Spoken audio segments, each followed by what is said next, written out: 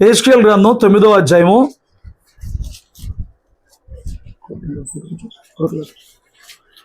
మొదటి నుంచి కొన్ని మాట్లాడుకుందాం. మరియు నేను చెవులారా విన్నట్లు ఆయన గట్టిగా ఈ మాటలు ప్రకటించెను.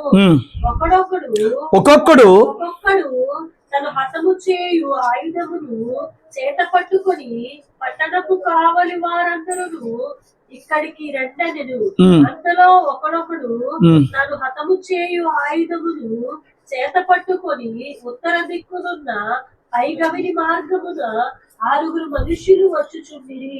వారి మధ్య ఒకడు అవిసెనార బట్ట ధరించుకొని నడుములకు లేఖను సిరాబుడ్డిని కట్టుకొని ఉండెను.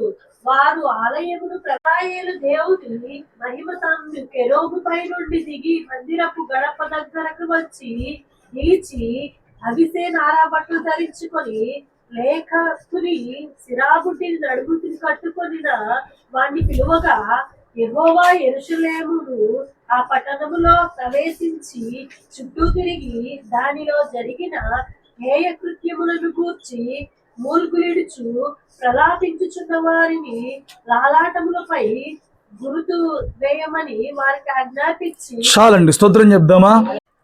దేవుని వాక్యం రాత్రి మనం ధ్యానం చేస్తున్నప్పుడు దేవుని లేఖనాల్ని లోతుగా ఒకసారి మీరు ధ్యానించండి, పరిశీలన చేయండి. పైపైన మాటలు కాదు, దాని లోపల ఉన్న అర్థాన్ని తెలుసుకుంటానికి ప్రయత్నం చేయండి. మునుపు కూడా నేను ఈ మాటలు చెప్పినప్పటికీ మరొకసారి దేవుని వాక్యాన్ని ఈ విషయంలో ఎదుట నేను ప్రకటించడానికి ఇష్టపడుతున్నాను. ఏంటంటే యెహెజ్కేలు గ్రంథం అంతా దర్శనాలు ఎక్కువ ఉంటాయండి, ప్రత్యక్షతలు ఎక్కువ ఉంటాయి, దర్శనములు ఎక్కువ ఉంటాయి. సో ఇక్కడ యెహెజ్కేలుకి నిన్న ఇచ్చిన ఒక దర్శనాన్ని మనం చూసాం. ఆ దర్శనంలో ఓ గ్రంథం నుంచి ప్రభువు తినమంటే, ఆ గ్రంథమును ఆహారంగా భుజించమంటే, ఆహారంగా భుజించినప్పుడు అది తేనె వలె నోటికి తీపిగా అనిపించింది. ఆ భుజించినప్పుడు అతను ప్రకటించగలిగిన వాడిగా ఉన్నాడు. అంటే మనం ఈ వాక్యమును మనం ఆహారంగా తీసుకుంటే ఏమండి, మొన్న ఒక బుక్ చదువుతుంటే ఒక దైవజనుడు వాక్యం గురించి ఇలా రాసుకొచ్చాడు. ఏంటంట, అతను ఏం రాశాడంటే, వాక్యం అనేది మనం తీసుకున్న ఆహారం లాంటిది. మామూలుగా ఆహారం తీసుకున్నప్పుడు అది జీర్ణం అయితేనే ఒంటికి పట్టిద్ది. అది జీర్ణం కాకపోతే వాంతులన్నా అవుతాయి, మోషన్స్ అన్నా అవుతాయి, సమ్ ప్రాబ్లం అనేది బాడీకి వచ్చింది. నువ్వు వింటున్న వాక్యము నీకు ఆహారంగా లోపలికి వెళ్తుంది. నువ్వు జీవించడం అనేది అది నీకు అరుగుదల అనమాట. ఆ విన్న వాక్య ప్రకారంగా జీవిస్తున్నావంటే అది నీకు అరుగుతుంది. నీకు అది అరగట్లేదు అని అంటే నేను అంటున్నాను, ఆత్మీయంగా రోగావస్థలో నువ్వు ఉన్నట్లే అర్థం. ఏమండి, ఆ భక్తుడు తిన్నప్పుడు అతడు నోట్లోకి వెళ్ళింది, కడుపులోకి వెళ్ళింది, అతడు బలవంతుడయ్యాడు, అతడు ప్రకటించిన వాడిగా ఉన్నాడు. నువ్వు దినదినము వాక్యం వింటున్నావు, అది నీ అంతరంగంలోకి వెళ్తుంది. అరగడం అంటే దాన్ని నీ క్రియలలో పెట్టగలగడం, అప్పుడే అది అరిగినట్టు లెక్క. ఇప్పుడు చెప్పు, నువ్వు ఆహారం తీసుకుంటున్నావు, నీకు అరుగుతుందా? చిన్నపిల్లలకి అరుగుదల ఉండకపోతే కంప్లైంట్ చేసి డాక్టర్ దగ్గర తీసుకెళ్ళి, ఏమండి మా అబ్బాయి తినట్లేదంటే ఆడు టానిక్ ఇస్తాడు. వెనకటి రోజుల్లో వాళ్ళు ఏం చేసేవాళ్ళు అంటే కాస్త చింతపండు చారు కాస్త ఆముదం వేసి ఏమండి వాళ్ళకి పెడితే ఇక్కడ అరగకపోవడానికి కడుపులో ఏ తేడా ఉందో అది మొత్తం బయటకు వచ్చేది. నువ్వు జీవించలేకపోతున్నావు అని అంటే ఏది తేడా పడుతుందో అది క్లియర్ చేయడానికి ఉపవాసాలు. స్తోత్రం చెప్పొచ్చు కదా. మీరు వింటున్నారు లేదా అనేది మీరు విన్న వాక్యంలో చెల్లించినప్పుడే అర్థమైద్దండి. చూడండి, ఈ ఉపవాసాలు ఎందుకనంటే ఏది నీకు అడ్డుపడుతుందో భక్తి జీవితంలో జీవించకుండా దాన్ని తొలగించుకుంటానికి, అవి సరి చేసుకుంటానికి.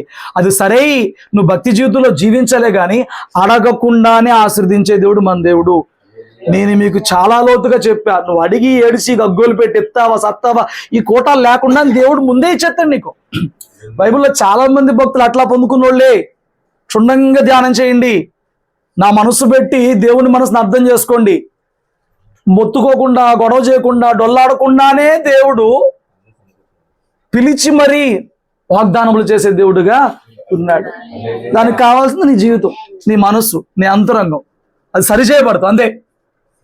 ఇక నువ్వు ప్రత్యేకంగా గోలు పెట్టక్కర్లేదు. ఇక్కడ ఏమనుంది, ఆయన దర్శనం చూస్తున్నాడు. మందిరం దగ్గర ఆయన నిలబడి ఉన్నాడు, యెహెజ్కేలు నిలబడి ఉన్నాడు. అక్కడ ఏమంటే ఒక అవిసెనార బట్ట ధరించుకున్న లేఖకుని సిరాబుడ్డి అంటే వెనకటి రోజుల్లో మనకి ఇంకి పెన్నులు తెలుసా, దానిలో ఇంకు పోసుకునేవాళ్ళు. అట్లా వెనకటి రోజుల్లో సిరాబుడ్డు ఉండేది. సిరాబుడ్డు అంటే ఏంటంటే ఇప్పుడు ఇంకు పెన్నుకి ఇంకు పోస్తాం కానీ సిరాబుడ్డికి అలా కాదు, అందులో ముంచిన దాన్ని బట్టి రాస్తారన్నమాట. అలాంటి లేఖకుని సిరాబుడ్డి పట్టుకుని ఏమన్నా అవిస్నార బట్ట ధరించుకున్న ఒక అతను అక్కడ ఉన్నాడంట.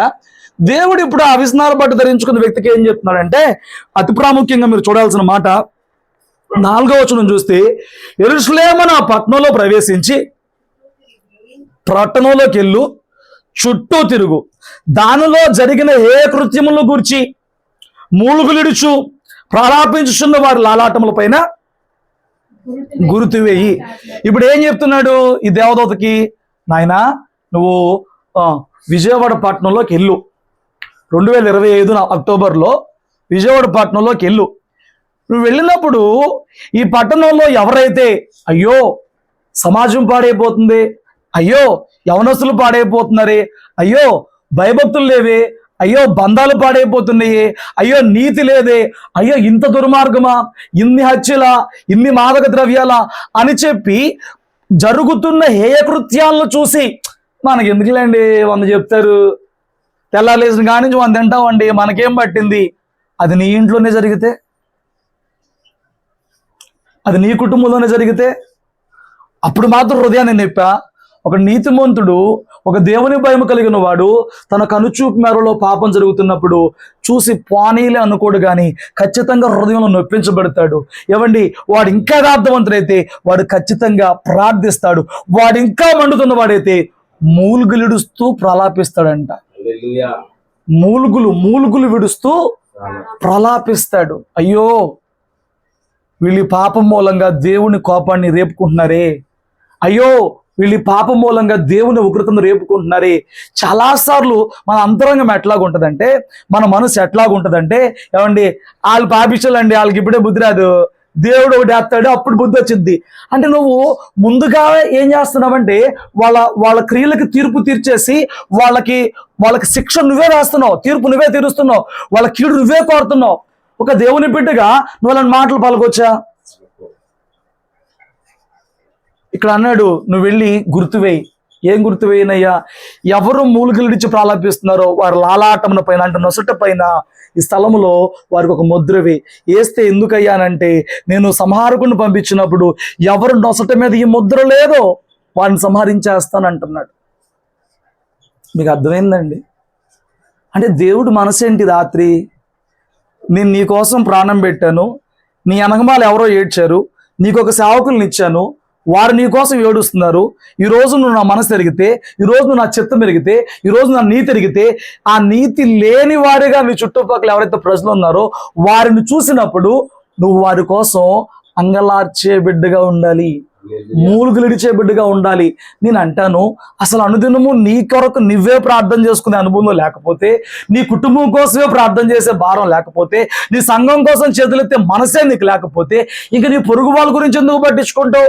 ఇక నీ బంధువుల గురించి ఎందుకు పట్టించుకుంటావు? ఇక లోకం గురించి ఎందుకు పట్టించుకుంటావు?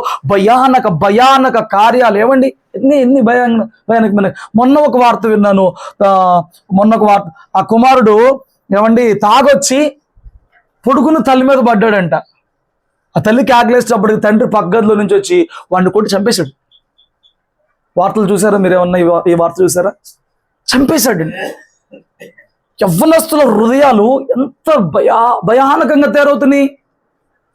ఎంత అసలు నీతి కానీ, ఏమంటే ఒక ధర్మం అని కానీ, ఒక హద్దని, ఒక కట్టడని కానీ లేకుండా స్వేచ్ఛను కోరుకుంటూ, స్వతంత్రాన్ని కోరుకుంటూ, మా ఇష్టం నా ఇష్టం అనేది కోరుకుంటూ సమాజ ధర్మాన్ని మీరుతున్నారు, దేవుడి ధర్మాన్ని మీరుతున్నారు.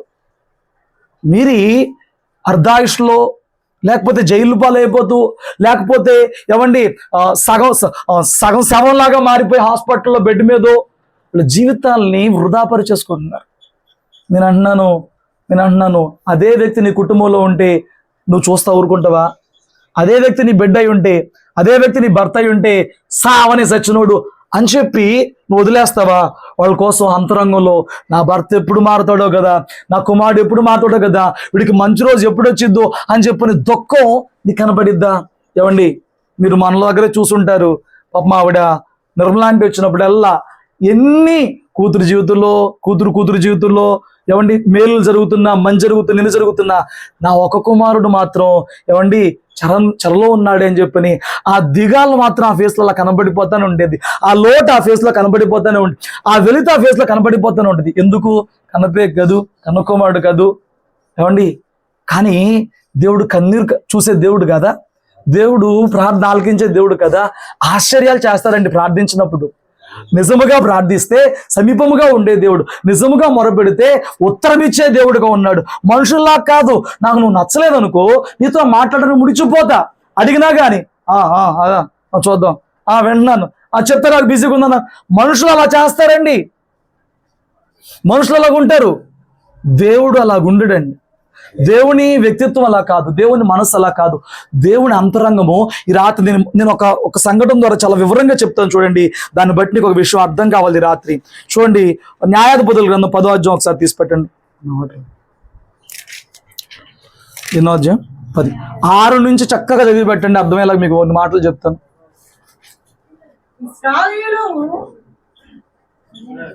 ఇశ్రాయేలు యెహోవా సన్నిధిన మరలా దుష్ప్రవర్తనులైరి.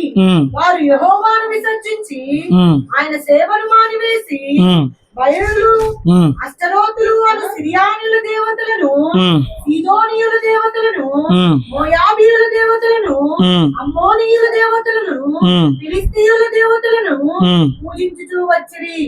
యెహోవా కోపాగ్ని ఇశ్రాయేలు మీద మండగా ఆయన ఫిలిస్తీయుల చేతికి, అమ్మోనీయుల చేతికి వారిని అప్పగించరు కనుక వారు ఆ సంవత్సరం మొదలుకొని ఇశ్రాయేలులను, అనగా యోర్దాను అవతలనున్న గిలాదునందరి అమ్మోరీయుల దేశంలో కాపురం ఉన్న ఇశ్రాయేలును 18 సంవత్సరములు చితకగొట్టు. మరియు అమ్మోనీయులు యూదా దేశస్థులతోను, బెన్యామీనీయులతోను, ఎఫ్రామీయులతోను యుద్ధము చేయుటకు యోర్దానును దాటిరి గనుక ఇశ్రాయేలుకు మిక్కిలి శ్రమ కలిగెను. ఇశ్రాయేలీలు అబ్రహాం సంతానం, వారు దేవుడు ఏర్పరచుకున్న ప్రజలు. దేవుని ద్వారా ఒక దేశములోనికి ప్రవేశపెట్టబడిన వారు. ప్రపంచంలో ఎక్కడ ఎప్పుడు జరగని వినని సంగతి ఇజ్రాయేల్ యందు మాత్రమే ఉంటుందండి. వారిని ప్రేమించిన దేవుడు వారికి వాగ్దానం చేసిన దేశంలో వారిని ప్రవేశపెడటానికి మునుపు అప్పటికే ఉన్న 7 జాతులను వెళ్ళకొట్టి వేరే ఒక దేశంలో ఉన్న ఈ ప్రజలను గద్దెరెక్కల మీద మోసుకొచ్చి తీసుకొచ్చి దేశాన్ని వారికి స్వతంత్రించేసిన వాడిగా ఉన్నారు. హల్లెలూయా. ఎక్కడన్నా సాధ్యమైద్దా? ఇప్పుడు మా కాసరపల్లి ఉందండి. కాసరపల్లిలో ఉన్న వారందరినీ ఖాళీ చేపించేసేసి ఆ ఊరిని ఎప్పుడన్నా ఎవరికన్నా ఇవ్వడం సాధ్యమైద్దా? అక్కడ ఉన్న స్థానికులు ఎలాగా, వాళ్ళ తిరస్కారం ఎలాగుంటుంది, వాళ్ళ ప్రతిఘటన ఎలాగుంటుంది? ఏమండి, ప్రాజెక్ట్ కడుతున్నాం, డ్యామ్ కడుతున్నాం, మీకు వేరే చోట ఇల్లు ఇస్తాం, ఖాళీ చేయండి అంటేనే ఎవడో ఖాళీ చేయట్లేదు ఈ రోజుల్లో. ఏమండి, దానికోసం ఉద్యమాలు చేస్తున్నారు, స్ట్రైకులు చేస్తున్నారు, ఎన్నో చేస్తున్నారు. మా స్థలాలు ఏంటి, మా ఇల్లు ఏంటి అని చెప్పని.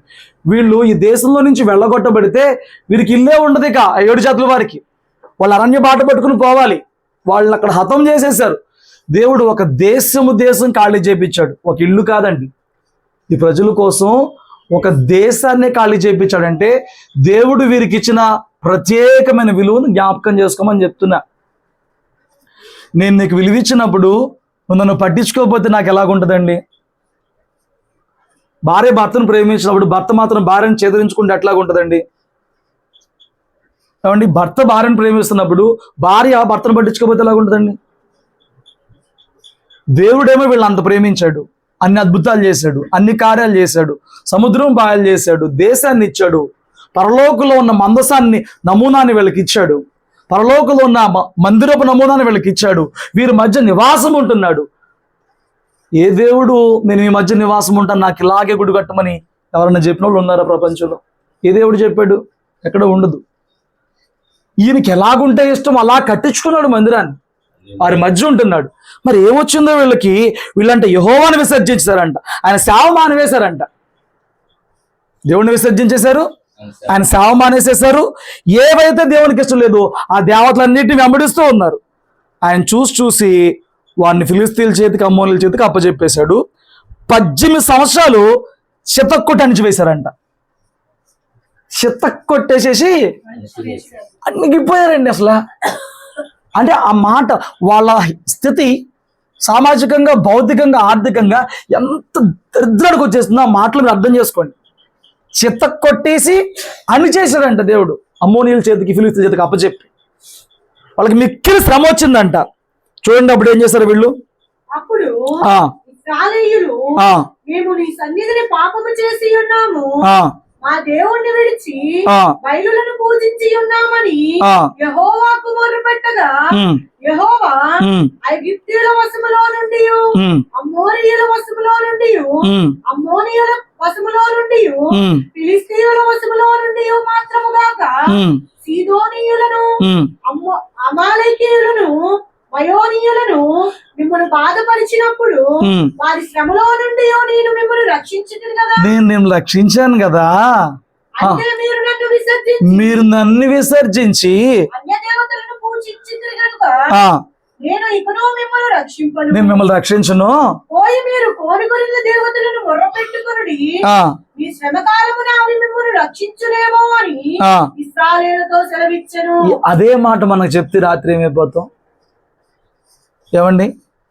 ఇంతకుముందు నువ్వు నన్ను అడిగితే నీకు వడ్డీ లేకుండా అప్పించా కదా సోని, ఈసారి అవసరం వచ్చేటప్పుడు చంటిదారికి వెళ్తావా, వెళ్ళి ఇప్పుడు ఆయన ఎత్తాడు అందునంటే నీకు రోషం వచ్చా, నువ్వు కాకపోతే ఇంకోటి ఉన్నాడు అనుకుంటావు. కానీ దేవుడు ఆ మాట అంటే ఇంకా ఆల్టర్నేట్ ఏంటండి? పెద్ద బిల్డప్ ఎత్తున్నాడు, అయ్యారు ఆయన ఎత్తాడేంటి అప్పు, నేను లోనే పెడతా, నీకు ఆల్టర్నేట్ ఆప్షన్ లోకంలో ఉంటుంది. కానీ నా నొప్పేంటి, ఇంతకుముందు అడగకుండానే పిలిచి చెప్పించినప్పుడు ఈసారి నన్ను అడగకుండా వాటి వెళ్ళావా అంటే నా మీద ఆధారపడకపోయే నాకు ఆ మనసు వచ్చింది. ఇప్పుడు ఇదే మాట దేవుడు చెప్తున్నాడు, ఇంతకు ముందు మిమ్మల్ని ప్రతి దేశము యొక్క బారి నుండి, చెర నుంచి నేను విడిపించి మిమ్మల్ని రక్షించాను కదా, మీరు నన్ను సేవించాలి కదా, నన్ను మానేసేసి మీరు దేవతలను కోరుకున్నారే, ఇప్పుడు వెళ్ళి ఆ దేవతలను అడగండి రక్షించమని. ఇప్పుడు వెళ్ళి ఆ దేవతలను కోరుకోండి. ఏమండి, రాత్రి దేవుడు, అమ్మా నువ్వు ఒకప్పుడు చీకట్లో ఉన్నప్పుడు నీ వద్దకు నేను వచ్చాను కదా, నువ్వు పాపములో ఉన్నప్పుడు, నువ్వు ఊబిలో ఉన్నప్పుడు, అనారోగ్యంలో ఉన్నప్పుడు, అప్పుల బాధలో ఉన్నప్పుడు సేవకుడిని పంపించి నా చిత్తం నీకు చెప్పి అన్నిటి నుంచి విడిపించాను కదా, కానీ నువ్వు నన్ను సరిగ్గా సేవించట్లేదు, నేను చెప్పిన మాట వింటలేదు, నా వాక్యానికి లోబట్టలేదు, నువ్వు సరిగ్గా ప్రార్థనే చేయట్లేదు, ఇప్పుడేంటమ్మా నాకు మేలు చేయమని అడుగుతున్నావు, నేను మేలు చేయను అని చెప్పని దేవుడు నీకు చెబితే ఏమైపోతామండి? రోగం వచ్చేటప్పుడు నేను గుర్తొచ్చానా? ఇన్ని రోజులు నాతో నీకు పని లేదా? నా చిత్తంతో నీకు పని లేదా? నా మనసుతో నీకు పని లేదా? నా సంఘంలో నీ యొక్క చిత్తం ఏంటో గ్రహించుకోవా? ఇప్పుడు నీకు బాధ వచ్చినప్పుడు నేను కావాలా? రోగం వచ్చినప్పుడు నేను కావాలా? నువ్వు నాకు మొర్ర పెట్టొద్దు అని దేవుడు చెబితే ఏమైపోతావండి?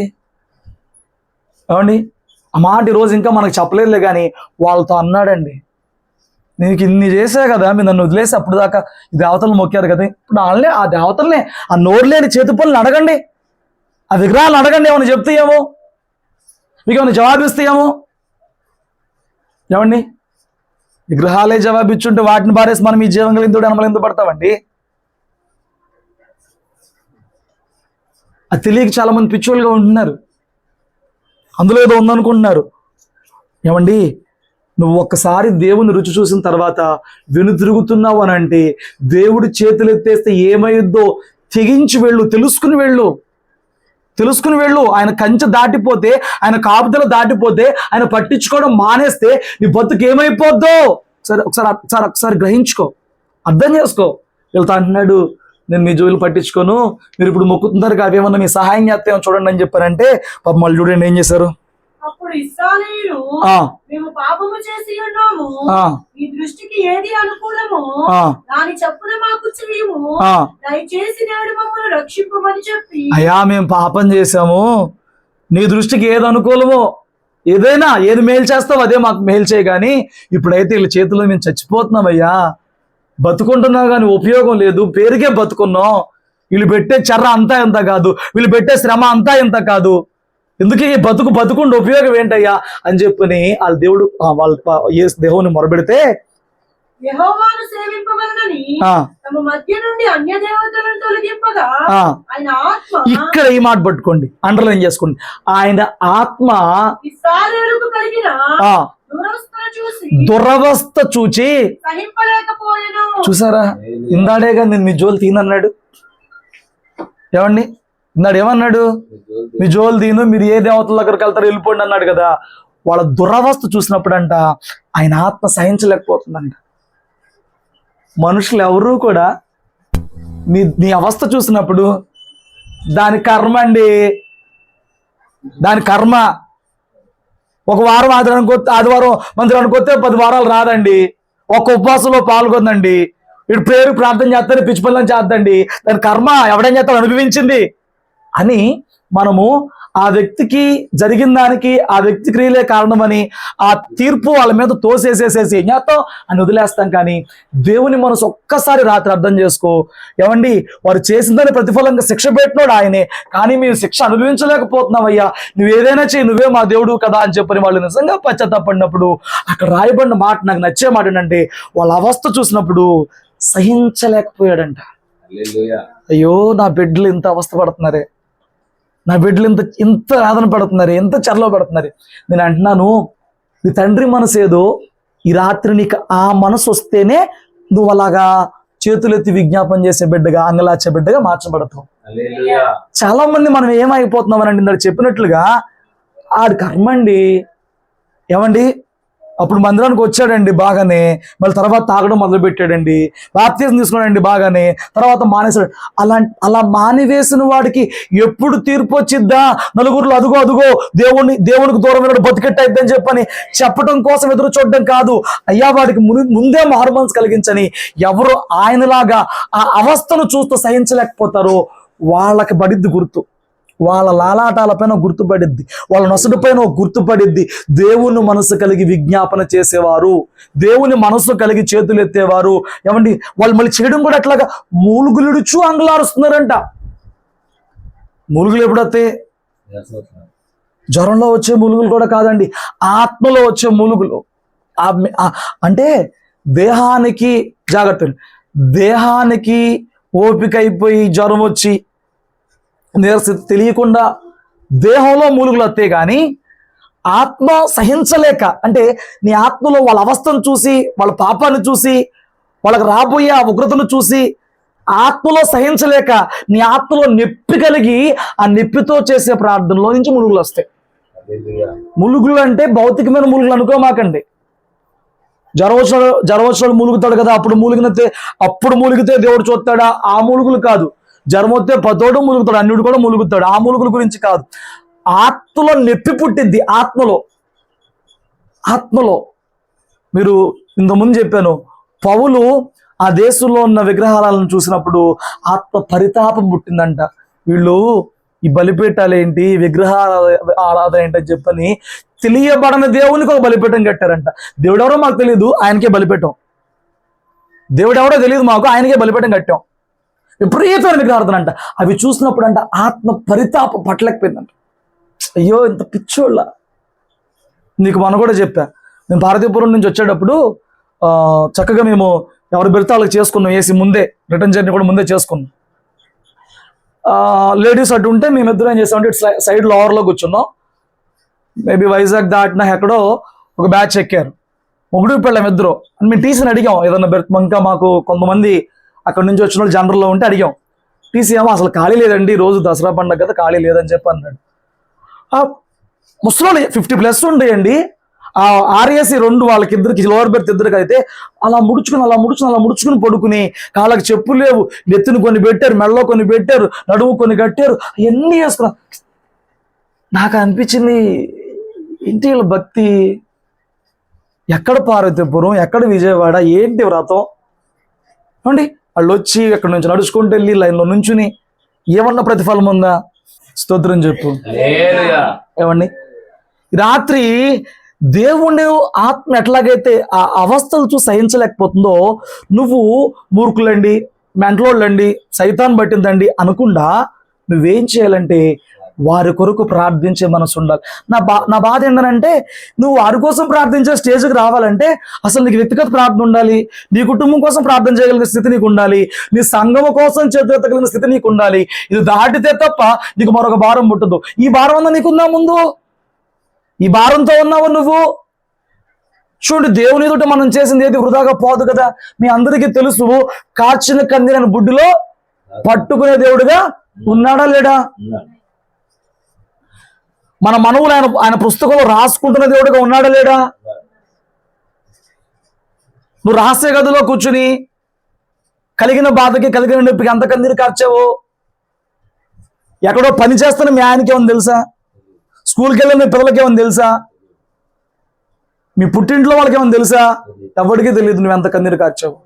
కానీ దేవా, నా బతుకేంటి, నా పరిస్థితి ఏంటి, నా భర్తకు మారు మనసేది, నా బిడ్డలకు మారు మనసేది, అదిగో నా ఇంటి పక్కన ఇట్లా నశించిపోతున్నారని చెప్పని నువ్వు కనుక ప్రార్థనలో ఏ విషయం గురించైనా, వాళ్ళ గురించే కదా నీ గురించైనా కన్నీరు కారిస్తే, నీ భర్తకు తెలియని విషయాలు, నీ అత్తకు తెలియని విషయాలు, నీ బిడ్డలకు తెలియని విషయాలు, నీ బాధ ఏంటో, ఆ కన్నీరు ఎందుకు వచ్చిందో అక్కడ రాసుకునే దేవుడుగా ఉన్నాడు. ఎవరూ చూడలేదు అనుకోమాక, మన దేవుడు చూస్తున్నా, ఆ సంగతి నీకు తెలుసు. బాగా మంచి వాక్యాలు తెలుసు, కన్నీళ్ళతో విత్తి మంచి పంటకు వస్తా తెలుసు. కానీ రాత్రి నేను చెప్పేది అది కాదు. ఆయన లాలాటముల పైన గుర్తు వేస్తున్నాడు.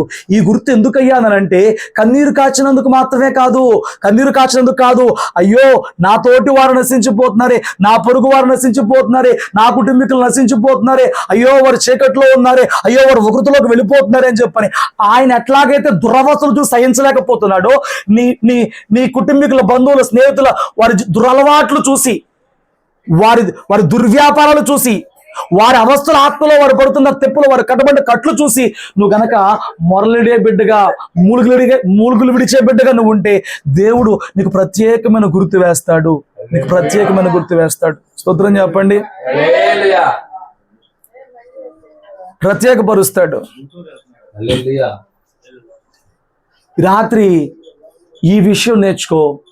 ఈ ఉపవాసాలలో ఈ 4వ రాత్రి నువ్వు నేర్చుకోవాల్సిన విషయం ఏంటంటే, నా కళ్ళ ముందు నశించిపోతున్న వారు ఎవరి గురించి అయినా నిజముగా యథార్థంగా నేను మొర్ర పెట్టగలుగుతున్నానా? నిజముగా యథార్థంగా వారి కోసం నేను చేతులు ఎత్తుతున్నానా? ఏమండి, అబ్రహాం జీవితంలో ఉన్న ప్రత్యేకత ఏంటంటే, అబ్రహాం గురించి దేవుడికి ఒక విషయం తెలుసంట. ఏంటి?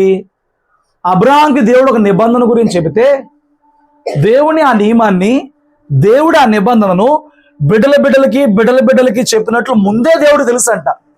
నేను అబ్రహాంకి చెప్పాను, అబ్రహాం బిడ్డలకి నేర్పించే మనసున్నాడు అని చెప్పని దేవుడికి ముందే తెలుసంట. ఆ వాక్యం మీకు గుర్తుందా? అందుకే అబ్రహాం ఎన్నుకున్నాడంట. అందుకే అబ్రహాంకి నేను చేయబోయేదని దాస్తానా అని చెప్పన్నాడంట. అబ్రహాంకున్న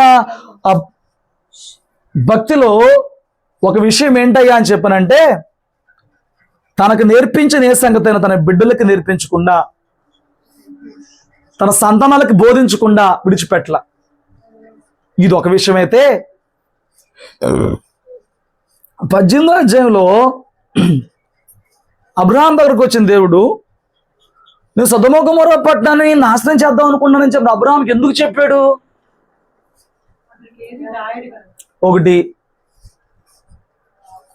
ఒక రీజన్ నేను చెప్పా, అతను నమ్మకమైనోడు బిడ్డలకు చెప్తాడు, ఆయన ఎందుకు దాస్తానని చెప్పేశాడు మ్యాటర్. స్నేహితుడు ఓకే. 1, 2 దేవుడు దాయుడు. ఓకే. ఇంకా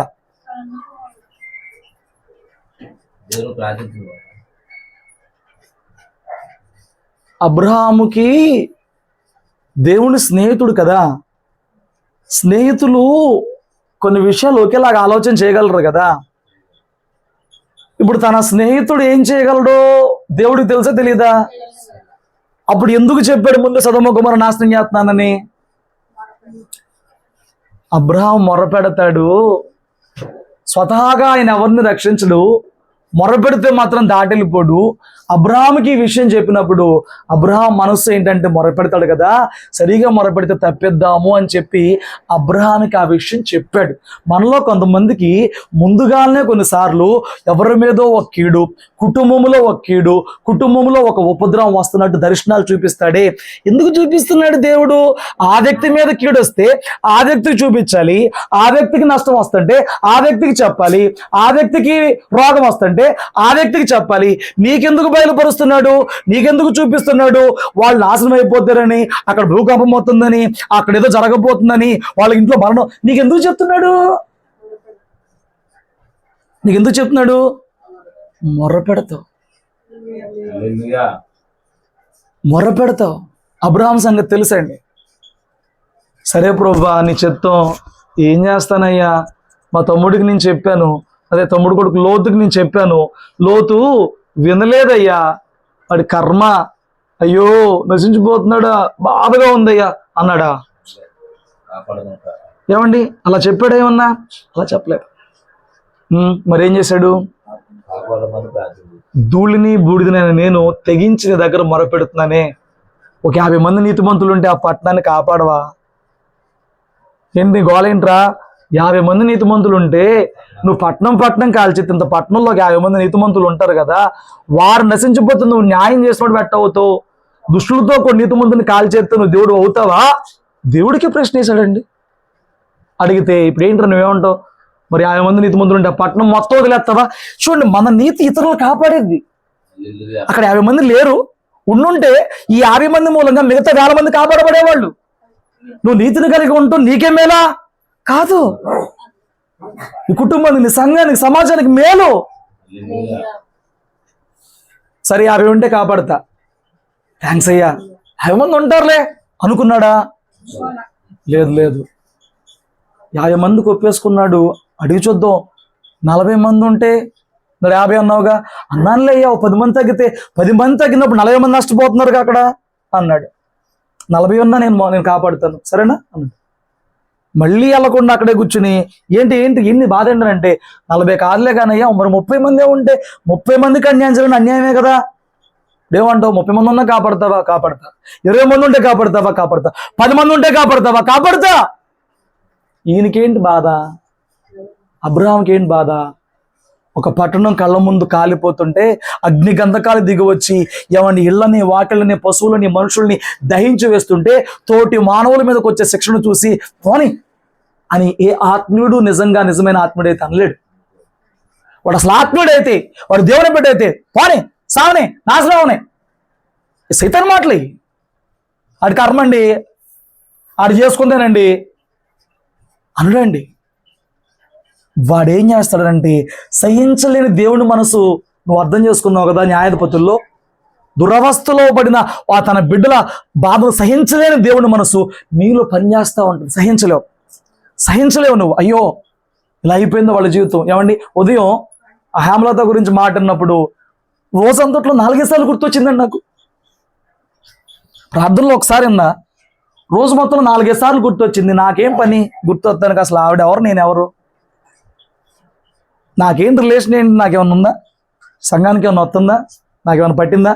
కానీ లోపల ఆత్మ ఒప్పుకోవట్లేదే, లోపల అంతరంగం ఒప్పుకోవట్లేదే. ఇంటికి వెళ్ళి ఉన్నా, ఏమండి వాళ్ళు పెట్టింది తిన్నా, కడుపు కట్టుకుని వెళ్ళేవాడిని రోజంతా. గురువారం 3ంటికో 4ంటికో బైక్ వేసుకుని ఆంటీ నేను బయలుదేరి వెళ్ళేవాళ్ళం. ఏవి తినేవాళ్ళం కాదు. దారిలో బండి ఎక్కినాక ఎక్కడ, ఆవిడ షుగర్ పేషెంట్, నేను ఫాస్టింగ్, ఎక్కడ ఆగేవాళ్ళం కాదు. వాళ్ళ ఇంటికి వెళ్ళేవాళ్ళం, ఏది పెడితే అది తినేవాళ్ళం. రాత్రి చక్కగా వాక్యం చెప్పేవాళ్ళం. వాక్యానికి వాళ్ళ జీవితాలని బయట పెట్టారు, వాళ్ళ పాపాలను బయట పెట్టారు, వాళ్ళ పాపాలు ఒప్పుకున్నారు, ఏడ్చారు, మారుతామన్నారు, బాప్తిసం తీసుకుంటామన్నారు. చిన్న గ్యాప్ వచ్చింది, కరోనా పట్టేశాడు ఒకడు. ఏమండి, పట్టేశాడు సైతాన్ గాడు. తర్వాత ఎన్నిసార్లు నెత్తి నోరు కొట్టుకున్నా, అమ్మా అవకాశం ఇవ్వండి అమ్మా, దేవుణ్ణి నమ్ముకునండి అమ్మా, వినండి అమ్మా. ఈ రోజుకి ప్రార్థన చేస్తున్నాం. అసలు రోషం రావద్దు, కోపం రావద్దు. 2 ఏళ్ళు ఇంత కడుపు కట్టుకుని, ఏమండి ఇంత నలగొట్టుకుని ఆ రోడ్లు ఎట్లా ఉండేయో. మా ఇంటి దగ్గర ఉన్నా నేను కంప్లైంట్ పెడతాను కానీ ఫుడ్ గురించి, ఇల్లు దాటి సేవకి వెళ్ళిన చోట ఏది పెడితే తినేసి పక్క, అది కడుపులో పడినా పడకపోయినా ఎట్లాగైనా ఉన్నా, ఏ రోజు నాకు ఇది కావాలని ఎప్పుడు కంప్లైంట్ చేయమండి. పెట్టింది తినేసి వచ్చేస్తాం. ఇంటికాడ 100 గొంతెమ్మ కోరికలు కోరచ్చు, సేవలోకి వచ్చి నాకేమీ ఘోరం. పెట్టకపోయినా కాదు, మాకు కావాల్సింది ఆ ఆత్మలు రక్షించబడితే, వాళ్ళను బట్టి ఒక సంఘం ఏర్పడితే. అక్కడ అజ్ఞానంలో కొందరు ఉన్నారు, అక్కడ చదువు లేక, సామాజిక జ్ఞానం లేక, చిన్న వయసులోనే పిచ్చి పనుల్లో కొందరు ఉన్నారు. వీళ్ళు దొరికితే వాళ్ళు దొరుకుతారు, వీళ్ళు దొరికితే వాళ్ళని దేవుడికి అప్పచెప్పొచ్చు.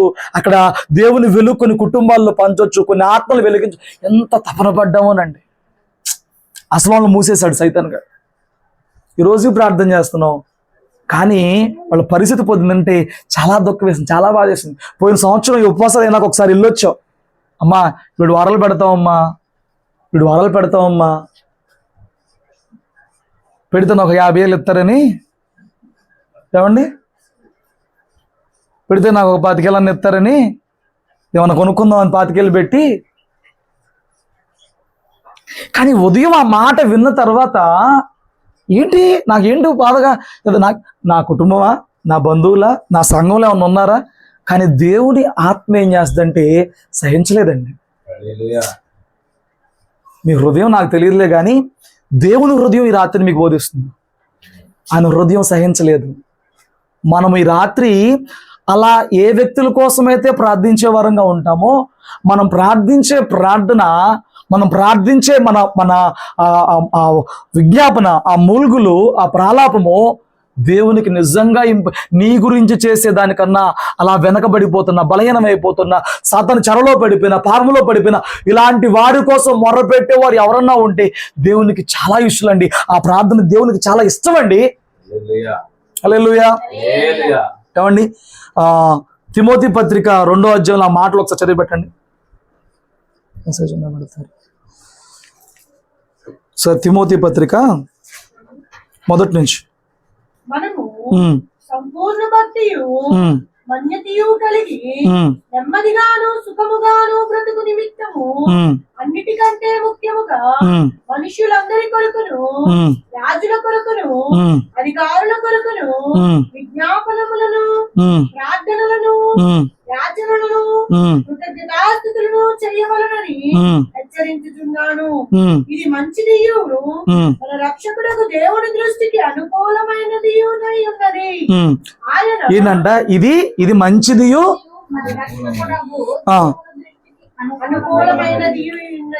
ఇప్పుడు దేవునికి ఏది మంచిదిగా కనపడుతుందంట, ఏది అనుకూలంగా కనపడుతుందంట? ఈ వాక్యం నీకు తెలుసా? ఇంతకుముందు ఇవ్వాలి ఫస్ట్ టైం వింటున్నావా? తెలుసు, మరి ఎంత ప్రార్థన చేస్తున్నావు? ఏమండి, మనుషులందరి కొరకు, రాజుల కొరకు, అధికారుల కొరకు, మనుషులందరి కొరకు మీరు చూసారా? ఇక్కడ విజ్ఞాపన జరిగి మీకు ప్రార్థన నేర్పించాలని విజ్ఞాపన చేసినప్పుడు రాత్రుల పూట సైనికుల కొరకు ప్రార్థించేవాళ్ళం, మంత్రుల కొరకు ప్రార్థించేవాళ్ళం, MPs, MLAs, ZPTC, MPTC, doctors, drivers, loco pilots, navy captains, ఎందరి కోసం ప్రార్థన చేసేవాళ్ళం. ఎందుకు? బిల్డప్ కాదు, నీకు అది నేర్చుకోవాలి, నువ్వు అది తెలుసుకోవాలి. మన దేశమును నడిపించబడుతున్న ఆ రాజ్యం ఏదైతే ఉందో అది దేవుని చేత నడిపించబడేదిగా ఉండాలి. స్తోత్రం చెప్పండి. అది దేవుని దృష్టికి మంచిది. నువ్వు కారు కొనుక్కుంటే, నువ్వు ఒక బిల్డింగ్ కొనుక్కుంటే దేవుడు ఆనందిస్తాడులే, కానీ ఆయన ఎలాగైతే దురవస్థలు చూసి ఓర్చుకోలేడో, ఆయన ఎలాగైతే మనుషుల కోసం తపన పడిపోతున్నాడో, నీకు గనక ఆయన మనసు అర్థమయ్యి నీవు అలా వ్యక్తుల కొరకు ప్రార్థన చేసేవాడివిగా ఉంటే, నేను ఒక మాట రాత్రి చెప్తాను కదండి, ఇలాంటి ప్రార్థన ఉన్నాడు వాడి కోసం ఎక్కువ ప్రార్థన చేసుకోక్కర్లేదు. మీకు అర్థమైందా? నీ ప్రార్థనలో 60 నిమిషాల్లో 55 నిమిషాలు నువ్వు ఇతరుల కోసము, సంఘము కోసము, నశించిపోతున్న కోసం కన్నీరు కాచే సామర్థ్యం నీకు ఉన్నప్పుడు నీ కోసం ఇంకా నువ్వు 5 నిమిషాలు చాలు. నువ్వు 55 నిమిషాలు మంచిది చేసావు, 55 నిమిషాలు దేవునికి అనుకూలమైనది చేసావు, 55 నిమిషాలు దేవునికి ఉత్తమమైనది చేసావు.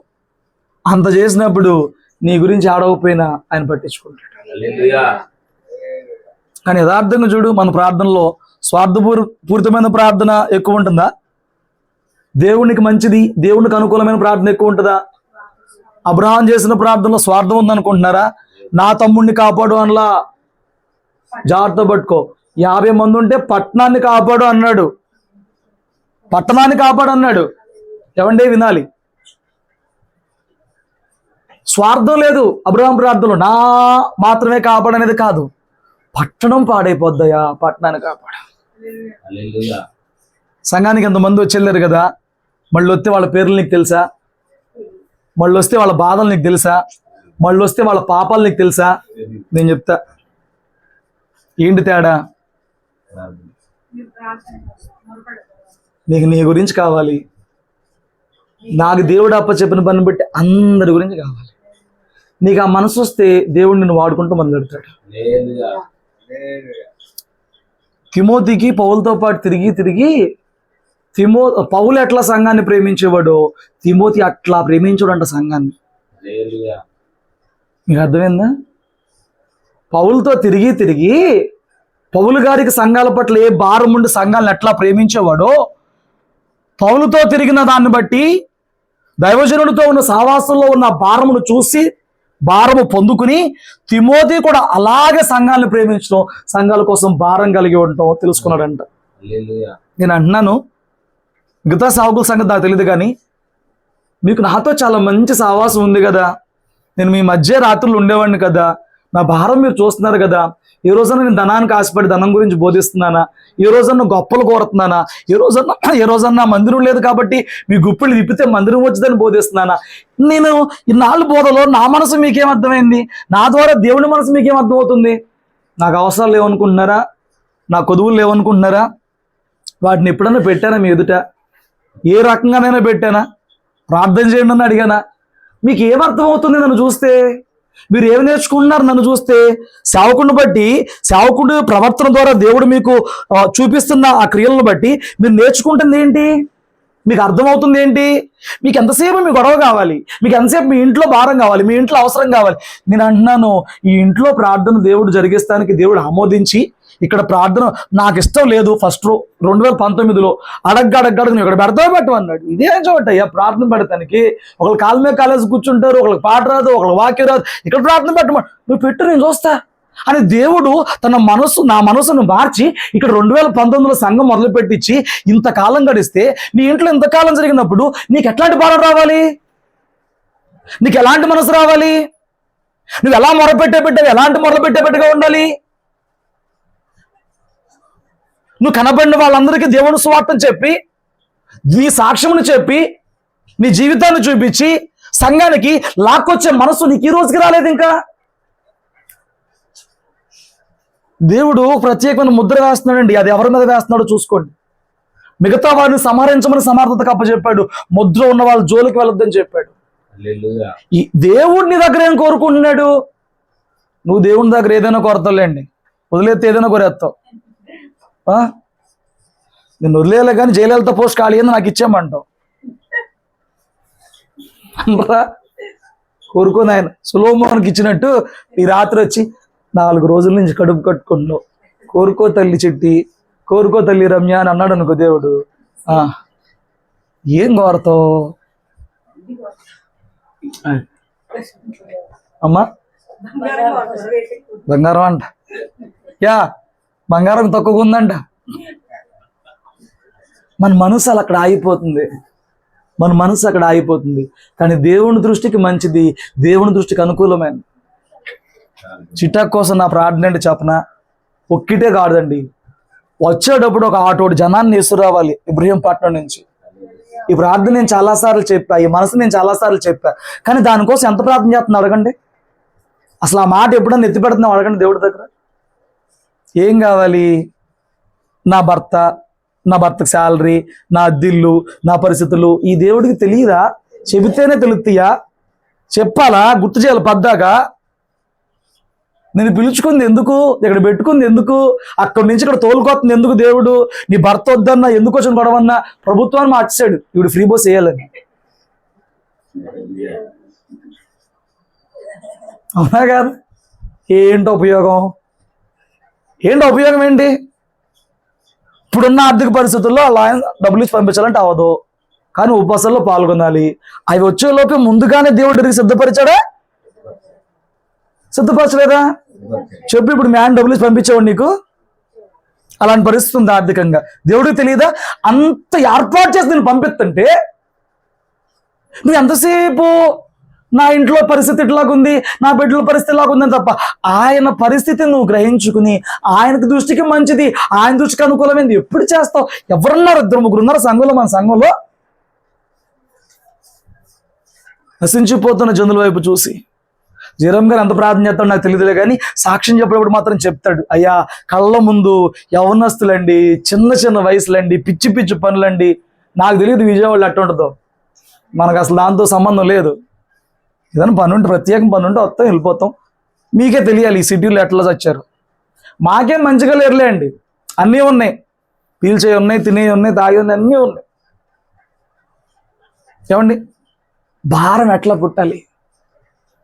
నేను కేసరపల్లిలో విజయవాడ ప్రార్థన చేసేటప్పుడు, అయ్యా విచారులు ఉన్నారు మార్చు, దొంగలు ఉన్నారు మార్చు, హంతకులు ఉన్నారు మార్చు, ఏమండి విగ్రహారధకులు ఉన్నారు మార్చు, చదవబడి చెల్లంగి లాంటి ఆ చీకటి శక్తులు అప్లై చేసేవాళ్ళు ఉన్నారు, దాని మీద నాశనం అయిపోయే వాళ్ళు ఉన్నారు. జ్ఞాపకం చేసుకోండి అయ్యా. ఏమండి ఎందుకు ప్రార్థించకుండా దేవుడు వారి విషయంలో జోక్యం? ఆయనకు ఒక నియమం ఉంది, ఆయనకు ఒక కట్టడు ఉంది. ఆ ప్రార్థన లేకుండా ఆయన పనిచేయడు. ప్రార్థన ఉంది, ప్రార్థన కావాలి. ఆ ప్రార్థన ఎవరు చేయాలి? నువ్వే. అబ్రహాముకి చెప్పంగానే అయ్యా సొదొమ నాశనం చేస్తానని చెప్పింది అలా చేశాడు కదా. ఈరోజు వాక్యం ద్వారా తప్పు చేస్తున్న వాడికి రాబోయే శిక్ష, తప్పు చేస్తున్న వాడి మీద దేవుడు కోపము ఎలా వస్తుందో నువ్వు విన్న తర్వాత నీ హృదయం కంపేర్ చేసుకుని, నాలో ఆ తప్పు చూసుకుని, నీలో లేకపోతే నీ కుటుంబంలో ఇంకెవరి దగ్గర ఉన్నప్పుడు ఎట్లా అంగలార్చాలండి? ఎట్లా ప్రార్థన చేయాలి? ఎలా మొరపెట్టాలి? వాళ్ళ మీద భక్తి లేని వాళ్ళని చెప్పి నిందేసి తోసేస్తే అయిపోయిందా? ఏమండి నాకు సోములమ్మోళ్ళు పెళ్ళి అని ఎలా తిరిగాడునండి. మొత్తం నాకు ఇష్టం లేకపోయినా చేశా. చాలా విషయాలు దేవుని దగ్గర నుంచి నాకు సమ్మతం లేకపోయినా, ఇష్టం లేకపోయినా మీరు బలవంత పెట్టి చేపెడుతున్నారు. నిజం, నాకు దేవుని దగ్గర నుంచి సమ్మతంగా అనిపించకపోయినా, ఇష్టం లేకపోయినా మీరు బలవంత పెట్టి చేపెడుతున్నారు కొన్ని విషయాలు. మీ గోల పడలేక నేను కానివ్వండి అంటున్నా. ప్రతిఫలం కనపడిపోతుంది, తర్వాత కనపడింది. నాకు కోపం వచ్చిందండి. నాకు ప్రార్థించే మనసు లేదు, కానీ ఆంటీ ప్రతిసారి ఆవిడ పేరు ఎత్తినప్పుడు నాకు అట్లా అనిపించేదే. ఒప్పుకోవాలి కదా.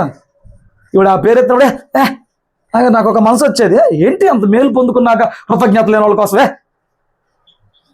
ఇదే 21 రోజుల ఉపవాసాలు జూన్లో జరుగుతున్నప్పుడు దేవుడు జోక్యం చేసుకున్నాడు. వాళ్ళు ఎక్కడికి వెళ్ళినా అవదో, వాళ్ళని ఎవడో పట్టించుకోడు, నీ దగ్గరకు పంపిస్తే తీసుకొచ్చుకొని చెప్పని ఏ సేవకుడు మనకు దూరంగా పెట్టాడు, ఆ సేవకుడు నా దగ్గరకు వచ్చి చేతులు పట్టుకుని క్షమాపణ చెప్పాడండి. మర్చిపోలేని సంఘటన అయితే అది. నా మనాన్ని నేను షార్ట్ వేసుకుని శుభ్రంగా చర్చలు కూర్చొని వాకింగ్ చదువుకుంటున్నాను. నేను గుర్తున్నానా అన్నాడు వచ్చేసేసి తలుపు కొట్టి. ఎవరో నేను నాని వాళ్ళు అన్నాను. ఏనాని ఏమో 4 ఏళ్ళు అయిపోయింది, చరిత్ర జరిగిపోయి. కళ్ళంపట్టి నీళ్ళు పెట్టుకుని 2 చేతులు పట్టుకుని నన్ను క్షమించయ్యా, ఏం చేసావు? అది ఏంటో నాకు అర్థం కావట్లేదు. ఎందుకు క్షమించాలి? ఏం చేసావు అంటే, వాళ్ళని నేనే దూరం చేశాను మీకు. ఇప్పుడు వాళ్ళని నేను పట్టించుకోలేకపోతున్నాను, వాళ్ళ గురించి నాకు పెయిన్ వస్తుంది. దేవుడు నన్ను గద్దిస్తున్నాడు, నీకు క్షమాపణ చెప్పేదాకా ఇప్పుడు నాకు నెమ్మది లేదు. ఏమండి నేను అంటాను, దాని అనుమానం 4 ఏళ్ళు ప్రార్థన ఉంది. విసుగు లేకుండా ప్రార్థన చేయాలి. 4 రోజులు చేసావు, 4 వారాలు చేసావు కాబట్టి ఆడు మారలా, వాడు ఎనలా, వాడు లోపడలా అంటే అవదు. విసుగులేని ప్రార్థన చేయాలి. అది భీమవరం వాళ్ళైనా, అది నాగార్జునగర్ కుటుంబం, అది ఎవరైనా. అలా మన సంఘంలో ఎవరైనా ఉన్నారా ప్రార్థన చేసేవాళ్ళు? ఈ రాత్రి దేవుడికి నేర్పిస్తున్నాడు. ఆయన దృష్టికి ఇష్టమైంది, అనుకూలమైంది, మంచిది ఏదైనా ఉందంటే మనుషులందరి కొరకు, రాజులు, అధికారులు ప్రార్థన చేయడమే. అంగలాచడమే. అయ్యో తెలిసి కూడా పాడైపోతున్నారు, హృదయం తెరవబడక పాడైపోతున్నారు, విని మేలు పొందుకుని పాడైపోతున్నారు. ఏడవడమే, మొరపెడతమే. అది నీకెంతో మేలు తెచ్చిపెట్టిద్దండి. రాజు తర్వాత రాజు అంతటి స్థానంలో ఉన్నాడు కదా దానియేలు. కోరితే ఏదైనా తెచ్చిపెడతారండి. ఇప్పుడు నువ్వు వాక్యం చూస్తా, ఆ వాక్యంతో పాటు ఏదన్నా కింద వాక్యానికి సంబంధించిన రీలు ఉంటే చూసి 2-3 తీయంగానే హోటల్లో ఆ తిండోళ్ళు వస్తారు, తిండి చూపించేవాళ్ళు. మాయా అనుకుంటాడు వస్తాడు. వాళ్ళు చూపిస్తే అలా చూపిస్తారండి మంచిగా, ఎన్ని పెట్టి చూపిస్తారనమాట. 4 అనిపించింది. నాకు అనిపించినా నేను వెళ్ళలేను, నాకు తెలియదు హోటల్లోకి వెళ్ళడం, తినలేను, అవదనా ఒకటి కావాలి నా తోడు. నాకు తోడు ఎవడొస్తాడండి? అవదు. దానియేలు గారు కోరుకుంటే దానియేలుకి ఎవడేం పెట్టడా? రాజు తర్వాత రాజు స్థానం అడిగితే ఏం పెట్టరండి దానియేలుకి ఏంటండి? కానీ దానియేలు గొన్ను పట్ట వేసుకుని ఎడుతున్నాడు, అయ్యా 70 ఏళ్ళు అయిపోయిందిగా, నా బిడ్డలో ఇజ్రాయేలీలు పాడైపోతున్నారుగా, వీళ్ళని విమోచించవా? నా పితరుల పాపం నా పాపం మా పాపం. యవ్వన కాలం నుంచి పరిశుద్ధతను కాపాడుకున్నాడు, కానీ వారి పాపాన్ని నేను ఒప్పుకుంటున్నాడు. నువ్వు ఒప్పుకున్నావు ఎప్పుడన్నా ఎవరి పాపం అన్నా? అయ్యా వాళ్ళు చేసేది తప్పే, వాళ్ళు చేసేది కరెక్ట్ కాదు, అయినా కానీ కృప చూపు. ఎవరి పాపం అన్నా ఒప్పుకుని నువ్వు క్షమాపణ వాడి కోసం అడిగావా? తిరుగుతావు, లేకపోతే తిరుగుతావు, లేకపోతే అబీగైల్ ఏం చేసింది? తప్పు నాబాల్ది, భర్తది. వెళ్ళి దావీదు కాళ్ళు పట్టుకుంది. నువ్వు పట్టుకుంటావు మీ ఆయన కోసం? పట్టుకోవా?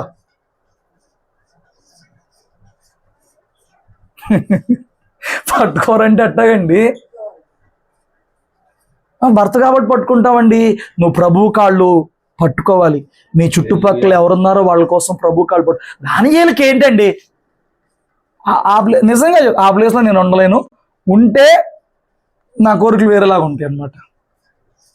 నువ్వు తాగుము, ఆ రేంజ్కి వెళ్ళిపోతాం మనం. ఊరుకుంటావా? స్థాయి పెరిగే కొద్ది కోరికలు పెరుగుతాయా పెరగవా? ఇది పెరిగే కొద్ది కోరికలు పెరుగుతాయా పెరగవా? ఖచ్చితంగా పెరుగుతాయి. దానియేలుకి ఏం కొదవా, కానీ ఏం కోరికలతో ఉన్నాడు? ఇది మా దేశం. ఆయన రాష్ట్రావత రాజుగా ఉన్నా, ఇది నా దేశం కాదు, ఇది మా దేశం కాదు, ఇక్కడ మా దేవాలయం లేదు, ఇక్కడ మా ధర్మశాస్త్రం పాటించట్లేదు, ఇక్కడ మాకు యాజకులు లేరు, ఇక్కడ మాకు మందిరం లేదు. 70 ఏళ్ళు శిక్షాకాలం అయిపోయింది. అయ్యా ఇప్పుడు మా పాపాలు క్షమించు, నువ్వు మాట ఇచ్చో నెరవేర్చు, మొర్ర పెడుతున్నాడండి. అక్కడ రాయబడిద్ది, ఇంకనూ ప్రార్థన చేస్తున్నాడంట. ఇంకనూ అంటే జవాబు వచ్చే అంత దేవదూతను పంపించాడు దేవుడు. నువ్వు నాకు బహుప్రియుడు అయ్యా. ఏముద్దరిచ్చాడు? ఆయనకి ఇష్టమైనది చేస్తున్నాడు. ఎందుకు బహుప్రియుడు దానియేలు? ఆయన అంత స్థాయిలో ఉన్నా, అంత సౌఖ్యంలో ఉన్నా, తనకేమి నొప్పి కష్టం తనకేమి లేకపోయినా, తన దేవుడిని చిత్తం ఏంటో మనసు ఎరిగి ఆ ప్రకారంగా ప్రార్థన చేస్తుంటే దేవదూతను పంపించి 9వ అధ్యాయంలో అంటాడు, నువ్వు బహుప్రియుడు కనుక నీకు గ్రహింప శక్తి ఇవ్వడానికి వచ్చాను. మొరపెట్టింది ఎవరి కోసం? ప్రతిఫలం వచ్చింది ఎవరికి? అది తెలుసుకో. ఈ రాత్రిని బతుకు మారిపోద్ది. మొరపెట్టిందేమో ప్రజల కోసం, ఆత్మ సంబంధమైన వరం వచ్చిందేమో ఈయనకి. ఆయన కోసం మొరపెట్టాడా? మొరపెట్టిందేమో ప్రజల కోసం. ఫస్ట్ రిప్లై, ఫస్ట్ ఆశీర్వాదం వచ్చిందేమో ఈయనకే. నీకు గ్రహింప శక్తి ఇస్తానికి వచ్చాను. ఎందుకు ఈయనకి ఇస్తున్నాడు? ఆ పరిస్థితుల్లో ఉండి కూడా, అంత హుందా స్థితిలో ఉండి కూడా, అంతటి స్థితిలో ఉండి కూడా అతను కడుపు కట్టుకుని, గొనుపడ్డ కట్టుకుని పాపాలు ఒప్పుకుంటూ మొర్రలు పెడుతున్నాడు. నెహెమీయా ఎందుకు గొప్పడయ్యాడు? అయ్యో నా మందిరం కూలిపోయింది, నా దేవుని ఆలయపు గోడలు పడిపోయినాయి. ఈ బైబిల్లో ఉన్న భక్తులందరూ ఉన్న గొప్పతనం ఏంటంటే, నువ్వు అబ్రహాముని చూడు, నెహెమీయాని చూడు, దానియేలుని చూడు, సొలొమోను, వీరు చేసిన ప్రార్థనలు సెల్ఫ్ కాదు, సమూహం కొరకు, సమాజం కొరకు, నశించిపోతున్న వారి కొరకు, కీడులో ఉన్న వారి కొరకు.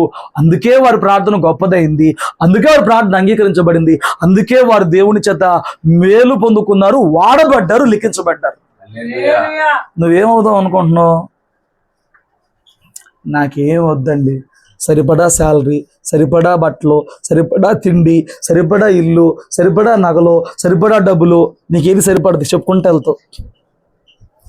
అంతవరకు చాలు. ఏం చేస్తావు? 40 ఏళ్ళు బతికేస్తావు, పోతావు. పరలోకం వెళ్ళాక ఈ సరిపడిని అన్నీ ఆవిడ కొత్తయా? అర్థం చేసుకోవే, మరి అర్థం చేసుకోవే. నువ్వు కూర్చుకునే, తెచ్చుకునే, పెట్టుకునే నీతో పాటు పరలోకం వస్తాయా?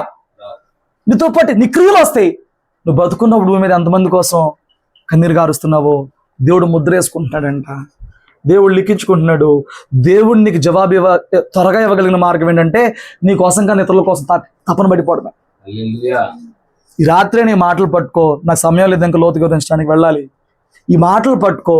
ఒక్కసారి నీకు తెలియకుండానే నీ చుట్టుపక్కల నీ మీద ఎంతమంది భారము, సంఘమైనా, కుటుంబమైనా, చుట్టుపక్కల వారిదైనా, స్నేహితులదైనా, బంధువులదైనా, నీ మీద ఎంతమంది భారం దేవుడు పెట్టాడో నువ్వు హృదయపూర్వకంగా గ్రహించగలిగితే నీ ప్రార్థనా సమయం పెరిగిపోద్ది, ప్రార్థనా భారం పెరిగిపోద్ది, మనుషుల మీద ప్రేమ పెరిగిపోద్ది, ప్రార్థనలు అధికంగా నలగొట్టబడదు. నీవు దేవుని చేత అడగకుండానే ఎన్నో మేలులు నీకు పొందుకుంటావు. నువ్వు మనుషుల కోసం అడుగుతావు, కానీ నీకు నువ్వు పొందుకుంటావు. హల్లెలూయా. అట్టి కృప, అట్టి భాగ్యం. వాక్యాన్ని బట్టి మారు మనసుతోనూ మన క్రియలలో వాక్యాన్ని నెరవేర్చి దేవుని ద్వారా ఉపవాసాలు మనం పొందుకుందుము గాక. నేను చిన్న